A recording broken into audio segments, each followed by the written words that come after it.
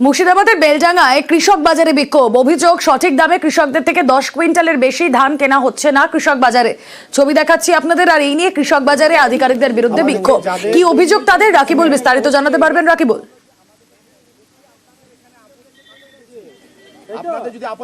দেখো রুমেলা, রাজ্য সরকার যেখানে ন্যায্য মূল্যে ধান কেনার কথা বলেছেন, সেই মতো কিন্তু কৃষকরা অনলাইনে আবেদন করেন তাদের 20 কুইন্টাল করে কৃষক পিছু ধান কেনা হবে।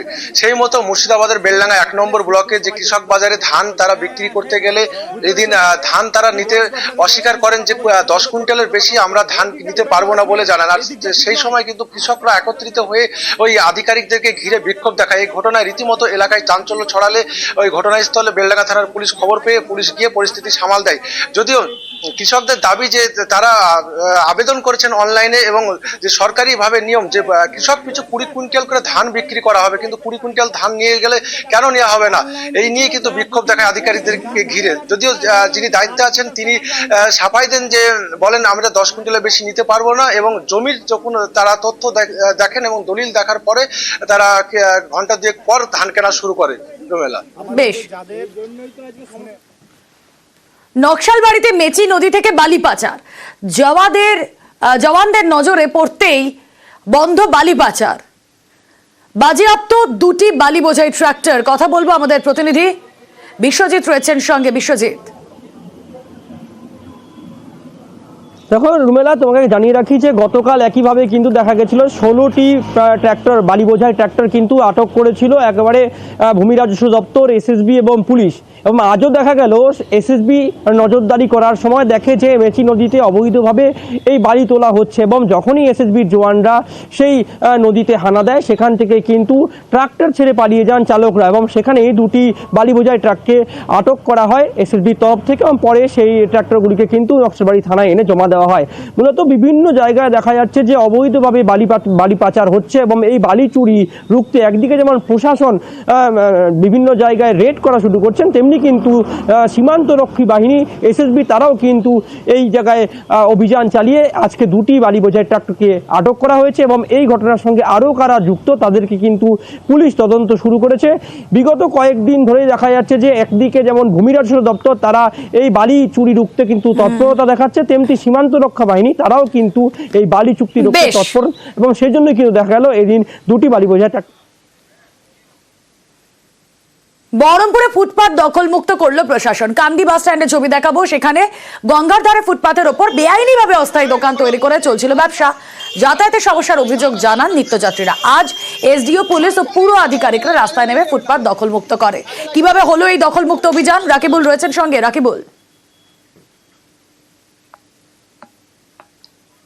দেখো রুমেলা, যে মুর্শিদাবাদের বহরমপুরের যে প্রাণকেন্দ্র কান্দি বাস স্ট্যান্ড সংলগ্ন এলাকায় যে গঙ্গার ধারে একদম ফুটপাতের ওপরে চালার ঘর তৈরি করে দোকান খুলে তারা বসেছিলেন, এবং এই সমস্যায় কিন্তু তারা নিত্যযাত্রীরা দীর্ঘদিনের যে সমস্যায় পড়েছিলেন, এবং সেই সমস্যার কথা প্রশাসন এবং বহরমপুর সদর SDO, Baharampur Murshidabad traffic additional SP সহ পৌরসভার আধিকারিকরা এদিন গিয়ে এবং সেই দোকান ঘর কিন্তু তারা উচ্ছেদ করে, এবং সে উচ্ছেদের পাশাপাশি কিন্তু মাইকিং করে তাদেরকে সতর্ক করেন এই উচ্ছেদের। এবং এই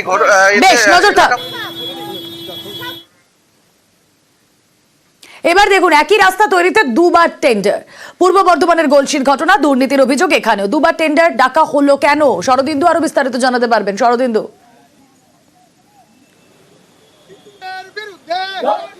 দেখো টেন্ডার ডাকা তো হলো, কিন্তু কাজের কাজ যে কিছুই হয়নি। টাকা নাকি পেয়ে গেছে ঠিকাদার। গলসির লোয়া বাস স্ট্যান্ড থেকে সোদপুর পুরনো ব্রিজ পর্যন্ত 500 মিটার রাস্তা দেখা যাচ্ছে নভেম্বরে 2 দফায়, একবার ঝামা মেটাল বসানোর জন্য এবং একবার সেখানে মোরাম ফেলার জন্য 92,000 টাকা করে দেওয়া হয়েছে।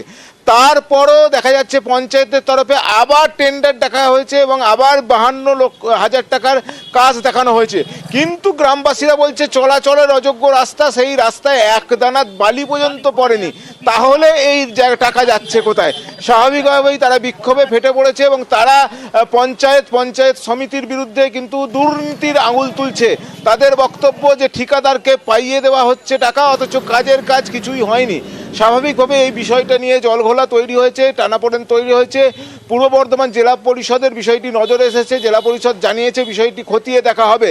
কিন্তু গ্রামবাসীদের প্রশ্ন যে রাস্তায় দুবার 92 লক্ষ টাকা করে পাড়িয়ে দেওয়া হলো ঠিকাদারকে, যে রাস্তায় ফের পঞ্চায়েত 52 লক্ষ টাকার টেন্ডার ডাকলো, সেই এত টেন্ডারের পরও কেন কোনো কাজ হলো না? তাহলে কি এর সঙ্গে এই যে যারা পঞ্চায়েত বা পঞ্চায়েত সমিতিতে যারা দায়িত্ব রয়েছে তারাও কি এই দুর্নীতির সঙ্গে জড়িয়ে রয়েছেন? প্রশ্ন তুলছেন তারা। স্বাভাবিকভাবেই এই বিষয়টি নিয়ে জেলার প্রশাসনিক মহলেও কিন্তু ব্যাপক একটা চাঞ্চল্যের সৃষ্টি হয়েছে। প্রশাসনের পক্ষ থেকে বিষয়টি তদন্ত করে দেখার নির্দেশ দেওয়া হয়েছে। রুমেলা, ওকে।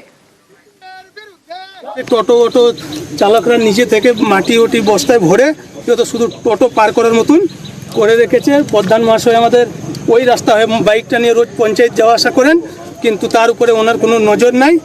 এই উপরের রাস্তাটা মানে বিশাল গর্ত এখনও হয়ে রয়েছে, দেখতেই পাচ্ছেন। মানে এই ধারে মানুষগুলো যে কসবা দিক থেকে লোহাপুর দিকে যাবে, এই রাস্তার কন্ডিশন খুবই খারাপ। আমি খবর নিয়ে দেখি, আমি গোলশির ভিডিওর সঙ্গে যোগাযোগ করে আমি খবর নিচ্ছি কি হচ্ছে, আমার জানা নেই বিষয়টা। প্লাস্টিকের ক্যারিব্যাগ দিয়ে বিটুমিন রাস্তা তৈরিতে নয়া প্রযুক্তি। কোচবিহারে রাস্তা তৈরিতে সিঙ্গেল ইউজ প্লাস্টিক ব্যবহার, নয়া প্রযুক্তিতে 400 মিটার রাস্তা তৈরি। কিভাবে তৈরি হচ্ছে রাস্তা একটু জানার চেষ্টা করি। শুভঙ্কর প্রতিনিধি রয়েছেন আমাদের সঙ্গে। শুভঙ্কর, হ্যাঁ দেখো, এই যে সিঙ্গেল ইউজ প্লাস্টিক, যে প্লাস্টিক আমাদের সবার কাছে মাথা ব্যথার কারণ হয়ে দাঁড়িয়েছে, সেই প্লাস্টিক ব্যবহার করে এবার রাস্তা তৈরিতে নামলো কোচবিহার জেলা প্রশাসন। এই প্লাস্টিকগুলো বিভিন্ন জায়গা থেকে সংগ্রহ করে সেটিকে প্ল্যান্টের মাধ্যমে প্রক্রিয়াকরণ করা হচ্ছে, এরপর সেটাকে ভিটামিনের সঙ্গে মিশিয়ে রাস্তা তৈরিতে ব্যবহার করা হচ্ছে। এবং কোচবিহার জেলার তুফানগঞ্জে এই রাস্তা তৈরির কাজ শুরু হয়েছে। পথশ্রী প্রকল্পে প্রায় 1400 মিটার রাস্তা তৈরি হচ্ছে এবং এর জন্য খরচ হবে 42 লক্ষ টাকা। এবং জেলা প্রশাসনের কর্তারা জানিয়েছেন এই যে ভিটামিনের সঙ্গে যে প্লাস্টিক ব্যবহার করা হচ্ছে, এতে রাস্তার লংজিভিটি বাড়বে, ফলে রাস্তা খুব তাড়াতাড়ি খারাপ হবে না এবং বাসিন্দাদের চলাচলের ক্ষেত্রেও অনেকটা সুবিধা হবে। পাশাপাশি জেলা উন্নত প্রযুক্তিতে রাস্তা তৈরি। বেশ, আমরা প্রত্যেক সাব রিজনে প্লাস্টিক ওয়েস্ট ম্যানেজমেন্ট ইউনিট লাগিয়েছি। ওখান থেকে যে আমরা প্লাস্টিক গুলোকে যে কালেক্ট করি, ওখান থেকে তারা ট্রিট করে, এটাই मतलब আমাদের যে পঞ্চায়েত দপ্তরের যে ইনিশিয়েটিভ আছে ওই ক্রমে আজকে প্রথম রাস্তা প্লাস্টিক দিয়ে, যেটা এখান থেকে জেলাতেই কালেক্ট করে ট্রিট করে একটা প্রথম রাস্তা তৈরি হয়েছে। আগামী দিনে স্বনির্ভর দলের যে মহিলাগুলো আছে তারা প্লাস্টিক গুলো কালেকশন করতেছে, সেই প্লাস্টিক গুলো সংগ্রহ করে আমাদের ধলপলটু গ্রাম পঞ্চায়েতেই এটাই প্রথম প্লাস্টিক দিয়ে রাস্তাটা হচ্ছে আর কি। রাস্তাটা 1420 কিলোমিটার পথশ্রী প্রকল্পের মাধ্যমে করানো হচ্ছে। এটাই প্রথম, সম্ভবত ভালোই হবে, যেটা হয় সেটা তো ভালোই হয়। রাতভর দাতালের তাণ্ডব। সুবর্ণরেখা পেরিয়ে সাকরাইলে দাতাল, হরিপুরা কাশিডাঙ্গা সহ একাধিক এলাকায় তাণ্ডব। ক্ষতিগ্রস্ত সবজি এবং ধানের জমি। ছবি দেখছেন আপনারা। সুবর্ণরেখা পেরিয়ে সাকরাইলে দাতাল, রাতভর তাণ্ডব। হরিপুরা কাশিডাঙ্গা সহ এলাকায় তাণ্ডব। কথা বলবো, রাজু প্রতিনিধি রয়েছেন সঙ্গে। রাজু, জঙ্গলে কি ফেরত পাঠানো গিয়েছে দাতালটিকে? দেখো, প্রথমত বলে রাখি, হরিপুরা কাশিডাঙ্গা সহ আরো বেশ কয়েকটি গ্রামের যে চাষের জমি রয়েছে সেখানে যেভাবে তাণ্ডব চালিয়েছে হাতিটি, তাতে বিঘের পর বিঘের ফসল নষ্ট হয়েছে। কিন্তু হাতিকে বাগে নিয়ে আসার জন্য জঙ্গলে ফেরালেও আবার দুপুরের নাগাদ সেই এলাকায় হাতি প্রবেশ করে এবং হাতিকে দেখে আবার রীতিমতো আতঙ্কিত হয়ে পড়েন গ্রামের মানুষ। পরবর্তী ক্ষেত্রে বন দপ্তর গিয়ে তাকে জঙ্গলে ফিরিয়েছেন। কিন্তু প্রশ্ন একটা জায়গায়, আবার হয়তো সন্ধ্যে নামার পরেই হয়তো হাতিকে লোকালয়ের আশেপাশে দেখা গেছে। সেক্ষেত্রে রাতে যে হাতি প্রবেশ করবে না এই এলাকায়, তা নিয়ে আতঙ্কিত রয়েছেন গ্রামের মানুষ। ইতিমধ্যে বন দপ্তরের তরফ থেকে যেটা জানানো হয়েছে, এই এলাকায় যে হাতিটি রয়েছে তার উপরে বিশেষ নজরদারি এবং হাতিটি যাতে জঙ্গলে থাকে তার ব্যবস্থা করা হচ্ছে। কিন্তু মানুষের মধ্যে একটাই প্রশ্ন থেকে যাচ্ছে যে বারংবার যেখানে হাতি বেরিয়ে আসছে জঙ্গল থেকে খাবারের অভাবে, সেই জায়গায় জঙ্গলে খাবার পর্যাপ্ত করা যাচ্ছে না কেন, তা নিয়ে একটা প্রশ্ন তুলছেন গ্রামবাসীরা। বেশ।